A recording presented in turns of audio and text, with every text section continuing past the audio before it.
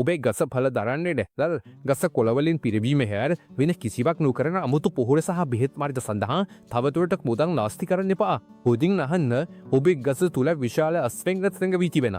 මම ඔබට පෙන්වන මේ සරල උපක්‍රම තුලින් ඒට උදව්වක් ලබා දීම පමණයි ඔබට කරන්න තියෙන්නේ.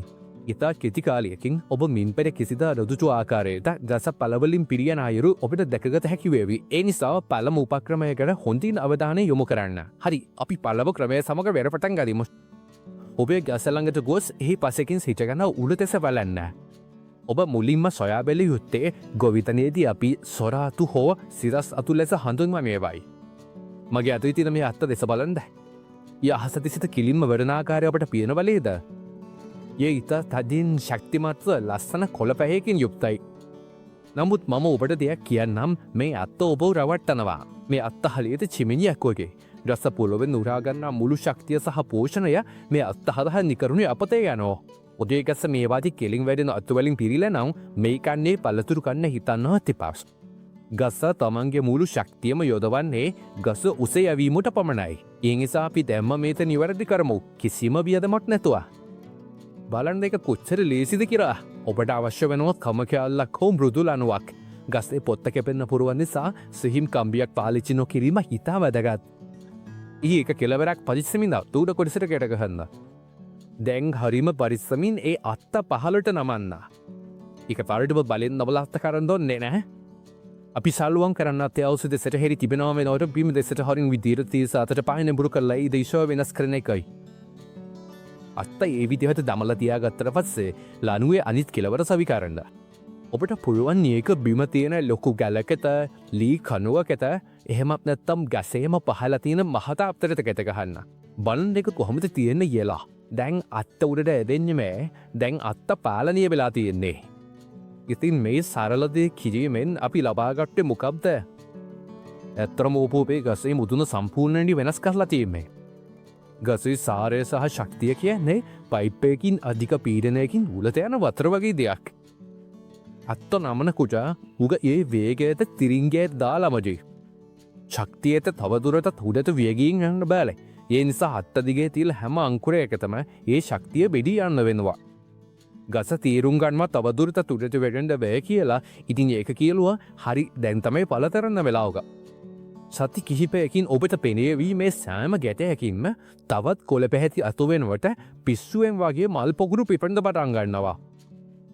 දැන් අපි දෙවනි ක්‍රමේ දෙයමු. මේ ක්‍රමය හරිම කුතුහලය දනවන සහ ඉතාම සරල එකක්. නමුත් ගොඩක් අය මේකෙලි කිසිම දෙයක් දන්නේ නැහැ. ගොඩක් පළතුරු ගස්වලට වෙන්නේ ඒවා හරිම කම්මැලි වෙන එකයි. ජහට තියෙන්නේ මෘදු සහ පහසු පසක් නම් ඒක වැඩ කරන්න මහන්සි වෙන්නේ නැහැ. ඒක කරන්නේ දිගින් දිගටම වතුර සහ පෝෂණය උරාගෙන උඩටම වැඩෙන එක විතරයි. එතකොට ගහ හරිම ලොකු ලස්සන සහ කොළ පාට කොළ වලින් පිරුණ එකක් වෙනවා. ඉතින් ඔයාට ඕනේ ගිම්හොරණ කාලේ යටින් වාඩි වෙන්න හොඳ සෙවලක් තියෙන ගහක් නම් මේක හරිම අපූරුයි. හැබැයි ඔයාට ඕනේ පළතුරු බාල්දි පුරවන්න නම් කොළ විතරක් හදන ගහක් තියෙනක ප්‍රශ්නයක්. මොකද ඒකෙන් ඔයාට එක දිහි ගෙඩියක්වත් ඇපල් ගෙඩියක්වත් ලැබෙන්නේ නැහැ. ඉතින් ගහව අවදි කල්ලා පලදාව ගන්න බල කරන්න අපි පාවිච්චි කරන්න යන්නේ සරල ස්පැටුලාවක් හෝ අපින් අල්ලම කුඩා උදැල්ලකි. මේ අවස්ථාවේදී අපි මේක බඳුනක හදන්න නිසා අපි කරන්නේ බඳුනේ ධාරයේ දිගේ බඳුනේ බිත්කියටම හේතු වෙලා වටේටම මේක ඇතුම් කරන එක. කන්දට ලං නොවී පස්සෙහි වෘත්තාකාර හැඩියකට මෘදු කැපුමක් කරන්න. මේ විදියට ඒවගේම ඔයා දහ කෙලීම පොළොවේ හෝ වත්තේ ඉටවෙලා තියෙනවනම් ඒකත් හලියටම මේ විදියටමයි කරන්නේ. හැබැයි මෙතනදී ස්පැටුලායික වෙනුවට සාමාන්‍ය ගෙවතුවග කරන උදැල්ලක් පාවිච්චි කරලා ගසේ කන්දයින්දන් අත්ල දෙකක ප්‍රමාණ දුරකින් වටේටු පාරවල් 3-4ක් ගහන්න. ඒ වුණාට ඕනවට වඩා විජිපුර කරන්න එපා. ඒ ගැන ගොඩක් පරිස්සම් වෙන්න. මේකේ අදහස බඳුනේ තීර පස් ඔක්කොම අයින් කරන එකවත් ගස රඳවාගෙන ඉන්න මහමුල් වලට හානි වෙන විදිහට මුල්ගුලිය එළියට ගන්න එකවත් නෙවෙයි. අපිට ඕනේ ස්පැටුලේකෙන් බඳුනේ ධාරයේ දිගේ වටේට ගියින් උඩම තියෙන සිහිම්ම මූර්තික පොල්ටක් කපා ගන්න විතරයි. බඳුනේ ධාරයේ දිගේ තිරසිදුව පාරවල් 2-3 ගියාම වැඩේ ඉවරයි. ගහට කිසිම හානියක් වෙන්නේ නැහැ. ඉතින් ඇයි මේ වගේ සරල උපක්‍රමයක් කොයිට කරන්නේ? මොකද මතු පිට තියෙන සිහින් මුල් ටික පොඩ්ඩක් කපනකොට දිහිගහට පොඩි බයක් දැනෙනවා. දරයට මුල් වලට දැනෙන ස්පර්ශයත් එක්කම ඒක වහාම ප්‍රතිචාර දක්වනවා. කොළ විතරක් දාන එක නවත්තලා අතු වැඩන එක සීමා කරලා තියෙන මුළු ශක්තියම මල් පිපෙන්න යොමු කරනවා. හැබැයි පරිස්සමෙන් මම දැන් කියන දේ හොඳට අහගන්න මොකද මේක තමයි ඔක්කොටම වල වැදගත්ම රහස. මේකම හොඳටම ඔප්පු කරපු කාලයක් තිස්සේ කරගෙන යන දේවල්. හැබැයි මේවා කරන්න ඕනේ මල් තිබෙන ස්වාභාවික කාලයට මාසයකට කලින්. ඒ කියන්නේ ඔයා ඉන්න ප්‍රදේශය හැටියට ශීත ඍතුවේ අග හෝ වසන්ත ඍතුවේ මුලදී. ඔයා මේක වැරදි කාලෙක කරන්න ගියොත් බය වෙලා ගහේ මල් පිපෙයි. හැබැයි කාලගුණේ හෝ උෂ්ණත්වය ගැලපෙන්නේ නැති නිසා මේ මල් ටික හැලිලා යනවා. එක දෙහි ගෙඩියක්වත් හැදෙන්නේ නැතුව.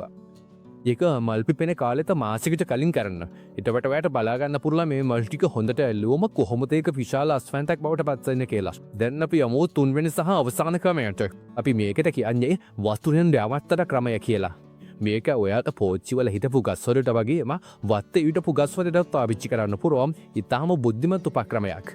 බලන්න අපි පුරුද්දක් විදිහට හැමදාම අතපස නොකර ගහකට වතුර ටිකක් දානකොට ඒ ගහ හරිම සැප පහසු තත්වයකට පත් වෙනවා.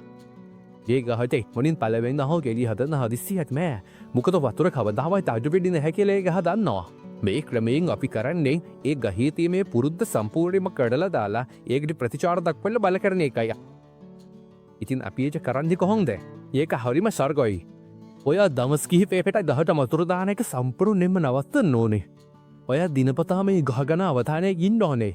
පස වියලි බවත් කොළවල තිබුණු ඒ තද තැහැ ටිකක් අඩු වෙලා හෝ කොළ ටිකක් ඇතුළට නැවෙනවා වගේ ඔයාට පේලකොට පරිස්සමෙන් පොත්තක් විතරයි. ගහ මැරෙන්න හෝ කොළ හැලෙන්න දෙන්න එපා. හරියටම ඒ වෙලාව තමයි අපි වැඩේ පටන් ගන්නේ. හරියටම මේ වෙලාවටම ඔයා ගහට හොඳට වතුර දාන්න ඕනේ. ගහේ මුලට වතුර බාල්දියක් හොඳට වත් කරන්න පස හොඳින් තෙමෙන විදියට. ඉතින් ඔයා මෙහෙම කරනකොට ගහට මොකද හිතෙන්නේ? ඒ පොඩි නියඟයකට පස්සේ එක පාරටම වතුර ගොඩක් ලැබෙනකොට ගහ හිතාගන්නවා නරක කාලේ ඉවර වෙලා හොඳ වැසි කාලේ ඇවිත් කියලා. ගහ පොඩ්ඩක් බය වෙනවා. ඒ වගේම ක්‍රියාත්මක වෙලා කියනවා මේ තමයි මගේ වෙලාව කියලා. ඒක නතුරු කිලි වැඩන එක එක පාරටම නතර කරලා තියෙන හැම ශක්තියක්ම මල් පොහොත්තු පිපෙන්න යොමු කරනවා. හැබැයි කලින් ක්‍රමයට වගේම මේකත් කරන්න ඕනේ ගහේ ස්වාභාවික කාලයට මාසෙකට කලින් කියලා මතක තියාගන්න. ඔය මාසිකට කලින් මේක කළොත් ගහෙන් ලැබෙන ප්‍රතිචාරය වෙන්නේ මල් විශාල ප්‍රමාණයක් පිපීම ඒවා පස්සේ ඇත්තම පළතුරු බවට පත් වෙනවා. දැන් මේ සරල වෙනස්කම් තුන ගියම කාලයේදීම ක්‍රියාවට නංවන්න මම සහතික වෙන්නම් මේ පාර ඔයාගේ ගහ කලින් කවදාවත් දැකපු නැති විදියට පළතුරු වලින් පිරීලා තියෙන ඔයාට බලා ගන්න පුළුවන් වෙයි. ඒ වගේම ඔයාට මොනවා හරි සැකයක් තියෙනවා නම් හෝ වීඩියෝ එකේ මොනවා හරි කොටසක් හරියට තේරුනේ නැත්නම් පහලින් කමෙන්ට් එකක් දාන්න.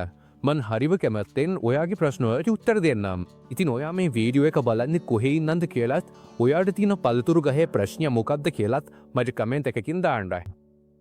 එතකොට ඔයා ඉන්න දේශගුණයට අනුව මේ ක්‍රමානුගමනය කරන්න හොඳම වෙලාව මොකක්ද කියලා හරියටම මට ඔයාට උපදෙස් දෙන්න පුළුවන්. වීඩියෝ එක ඔයාට ඇල්ලුවනම් ලයික් එකක් දාන්න, channel එක subscribe කරලා තියාගන්න. කිසිම දෙයක් මිස් කරගන්න එපා.